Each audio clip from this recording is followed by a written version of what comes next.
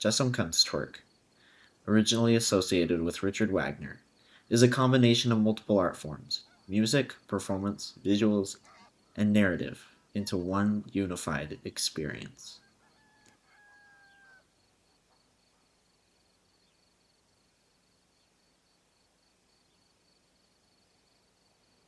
Film is the unifying art form, and so many films and filmmakers try to create this Gesamtkunstwerk, this unified experience. Not many actually pull it off, but this one does.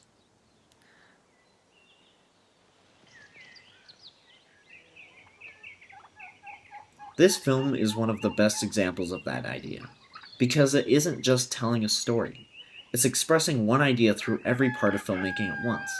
What holds a person together when everything else starts to fall apart?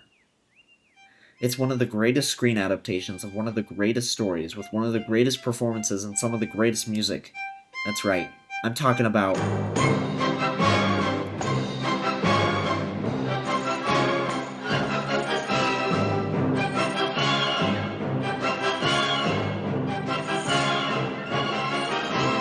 First of all, look at that shot.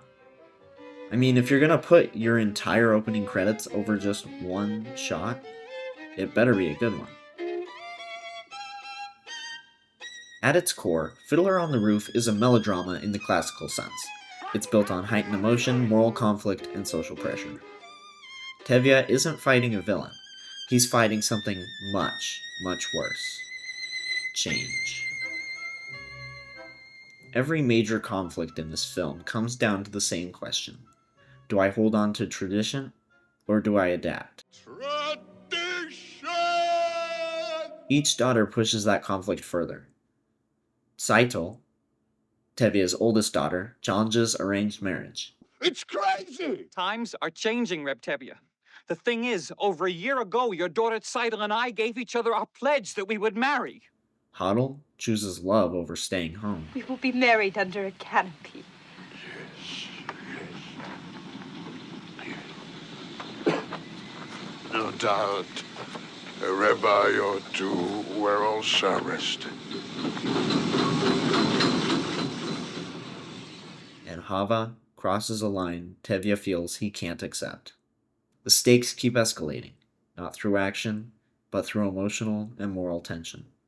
An eye for an eye and a tooth for a tooth. Very good. That way the whole world will be blind and toothless. The structure is actually very clean. The setup introduces Tevye, his family, and Anatevka. Tradition lays out the rules of the world. The inciting incident is when those rules start to break. Papa. Saito refusing the arranged marriage. Papa. What is it? Tell me. Papa, I don't want to marry him. I can't marry him. I can't. The first act break is when Tevye allows it. When shall we make the wedding? The second act escalates through the daughter's choices and the growing danger from outside forces. The second act break is Hava's marriage, where Tevye can't reconcile love and belief anymore. Can I deny my own daughter? The climax is the forced eviction. The resolution is quiet and bittersweet. They leave, but they carry something with them.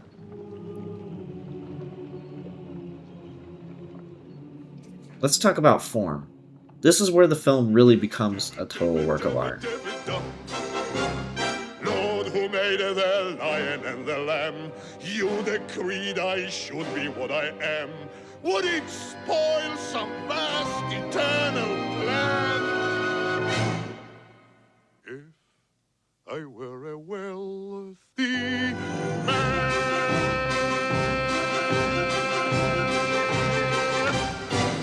Tevye is often framed small when he talks to God, like he's searching for something bigger than himself.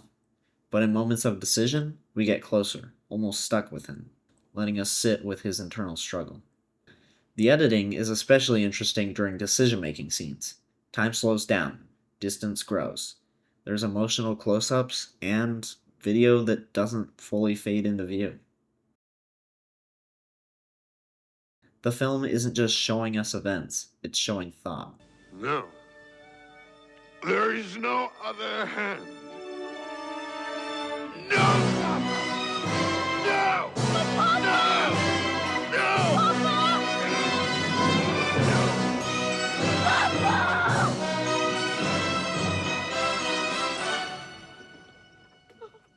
The production design and costumes ground everything. The repetition in clothing and environment reinforces tradition. When something changes, it stands out immediately.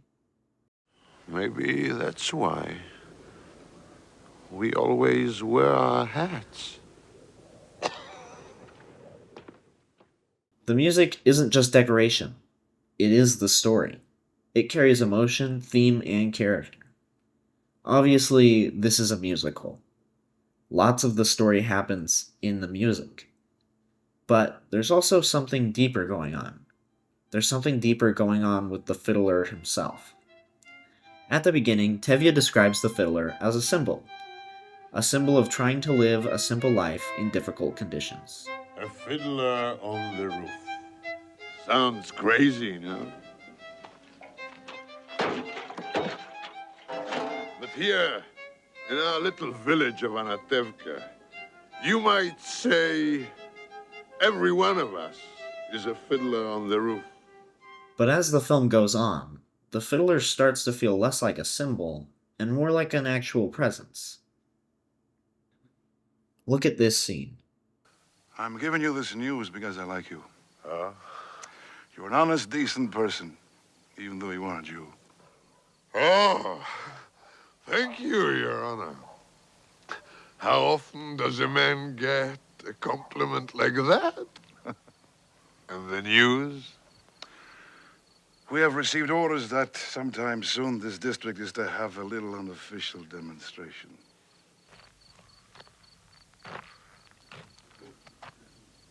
When Tevye asks, Dear God, did you have to send me news like that today of all days?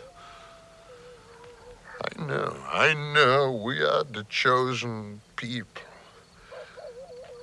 But once in a while, can't you choose someone else?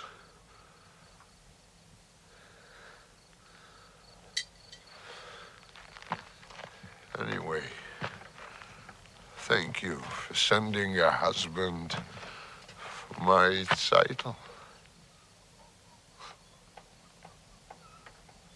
L'chaim.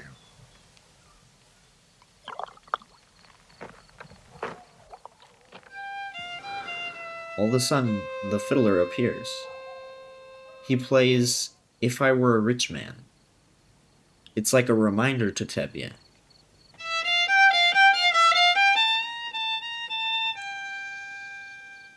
At the wedding, the fiddler is there, watching from above. But later on, when Tevye looks to God during the chaos, the fiddler is gone.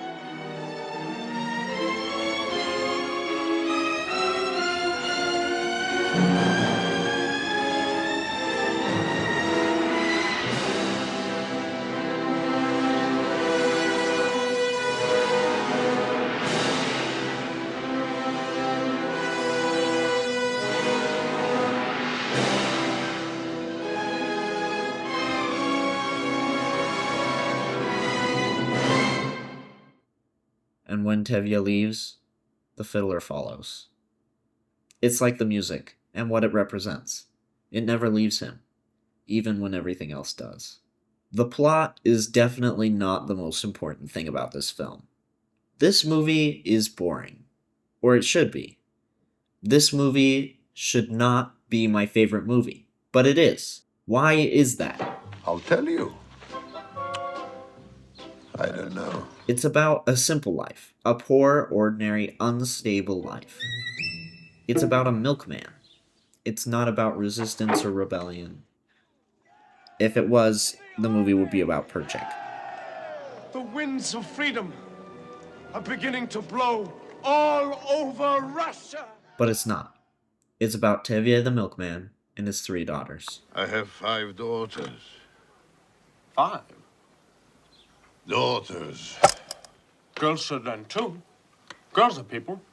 A radical. Go. It's about how a simple life, a poor, ordinary, unstable life, still has structure, identity, and purpose. And when that structure starts to break, what's left? Tevye loses his home, My land. his certainty, even parts of his belief. But he doesn't lose everything. It isn't easy. You may ask, why do we stay up there if it's so dangerous? The thing that's been holding everything together this whole time isn't just the rules, like Tevye thinks. It's his faith, his identity, something that shows up through music, through tradition, through how he understands the world. So when you look at it as a whole, everything is working toward the same idea. The narrative gives us conflict. The structure builds the pressure. The form, music, performance, visuals express what can't be said directly. By the end, when everything external has been stripped away, the only thing left is what was always there underneath it all. He still has his family. He still has God. And as he walks away, he hears his music to remind him who he is and what God expects him to do.